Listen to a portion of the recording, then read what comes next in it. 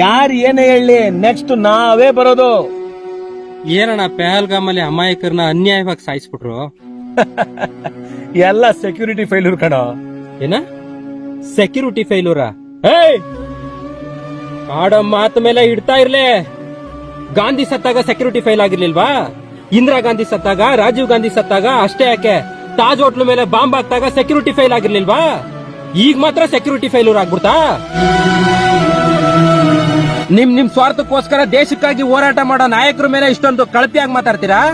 ದೇಶಕ್ಕಾಗಿ ಪ್ರಾಣ ಕೊಡೋ ಸೈನಿಕರನ್ನ ಸೆಕ್ಯೂರಿಟಿ ಫೈಲೂರ್ ಅಂತ ಲೇವಡಿ ಮಾಡ್ತೀರಾ? ಹೊಟ್ಟೆಗೆ ಏನ್ ತಿಂತೀರಾ?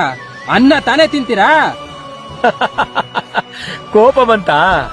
ನಾನ್ ನಿನ್ನ ಸುಮ್ನೆ ಚೆಕ್ ಮಾಡ್ದೆ ಕಣೋ.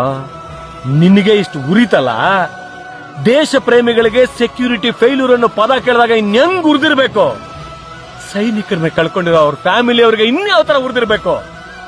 ನಾವು ಹೊರಗಡೆ ಇರೋ ಉಗ್ರಗಾಮಿಗಳು ದೇಶ ದ್ರೋಹಿಗಳನ್ನ ಹೊಡಿತಾ ಇದ್ದೀವಿ, ಒಳಗಡೆ ಇರೋ ಗುಳ್ಳೆ ನರಿಗಳನ್ನ ಮರ್ತು ಬಿಟ್ಟಿದ್ದೀವಿ. ನಿಮಗೆ ದೇಶ ಪ್ರೇಮ ಬರ್ದೇ ಹೋದ್ರೆ ಮುಂದಿನ ದಿನಗಳಲ್ಲಿ ನಿಮ್ಮನ್ನ ಹುಡುಕಿ ಹುಡುಕಿ ಹೊಡಿತಾರೆ. ನೆನಪಿರ್ಲಿ.